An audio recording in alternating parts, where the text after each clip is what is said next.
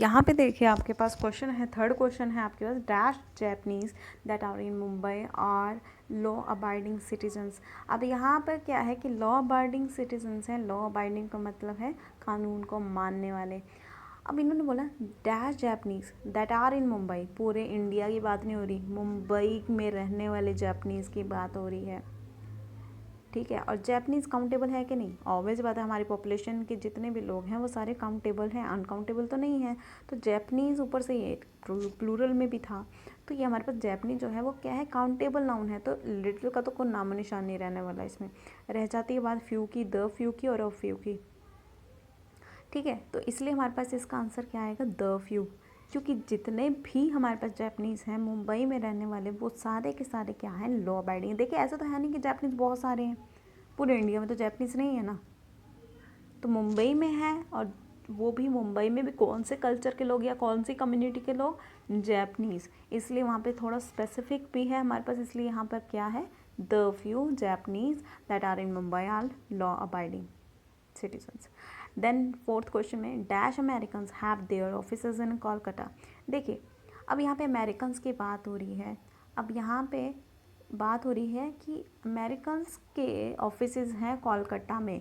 अब Americans countable हैं, फिर से वही पॉपुलेशन की बात आ रही है, कम्युनिटी की बात आ रही है, लेकिन कि सारे अमेरिकन्स की बात हो रही है वहाँ पे, लेकिन सारे अमेरिकन्स की बात नहीं हो रही। देखिए द लिटिल तो बिल्कुल नहीं आएगा अब इसमें, ठीक है।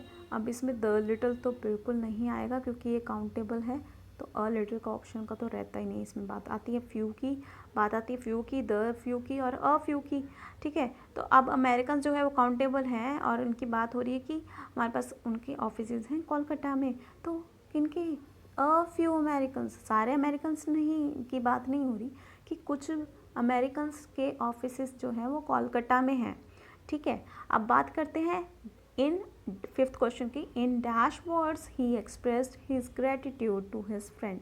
अब ग्रेटिट्यूड क्या होता है, ग्रेटिट्यूड क्या होता है, क्या बोलते हैं इसको हिंदी में, वो क्या बोलते हैं, मुझे वर्ड याद नहीं आने। ग्रेटिट्यूड का मतलब होता है अपना, हाँ, आभार व्यक्त करना, ठीक है। In dash words he expressed his gratitude to his friend, कुछ ही शब्दों में उसने अपना आभार प्रकट कर दिया अपने दोस्त के लिए, है ना। तो यही मतलब हुआ ना, कुछ ही शब्दों में।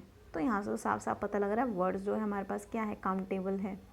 अब ये अगर काउंटेबल है तो ऑब्वियस सी बात है लिटिल का इसमें ऑप्शन नहीं रहता, और कुछ ही शब्दों की बात हो रही है, तो कुछ की बात हो रही है तो अ फ्यू।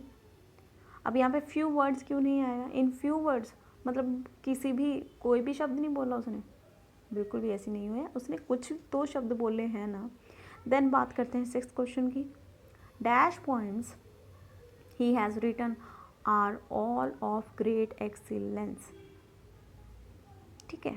अब इस क्वेश्चन की बात अगर हम करें, dash poems he has written are all of great excellence, कि जितने भी उसने पोएम्स लिखी हैं वो सभी की सभी क्या है, जितनी भी पोएम्स, समझ रहे हो, जितनी भी पोएम्स की बात हो रही है, पोएम्स काउंटेबल नाउन है, जितनी भी पोएम्स, जितनी भी की बात हो रही है। अगर नहीं भी जितनी भी का समझ आ रहा, लेकिन यहाँ पर देखिए ऑल शब्द है, ऑल का मतलब क्या है, सुपरलेटिव डिग्री, सुपरलेटिव डिग्री का मतलब समझते हो, एडजेक्टिव, सुपरलेटिव एडजेक्टिव है, सुपर एडजेक्टिव की सुपरलेटिव डिग्री है ये ऑल, मतलब सारे की बात हो रही है, पूरे ओवरऑल की बात हो रही है, जितने भी उसने, मतलब जितने भी उसने वो पॉइंट्स लिखे हैं वो सारे के सारे क्या हैं हमारे पास, बढ़िया वाले लिखे हैं उसने, सभी की बात हो रही है। मतलब द फ्यू आएगा यहाँ पे, पॉइंट्स काउंटेबल है तो इसमें हमारे पास और तो ऑप्शन रहता है, लिटिल का ऑप्शन रहता है, तो द फ्यू हमारे पास बेस्ट ऑप्शन है।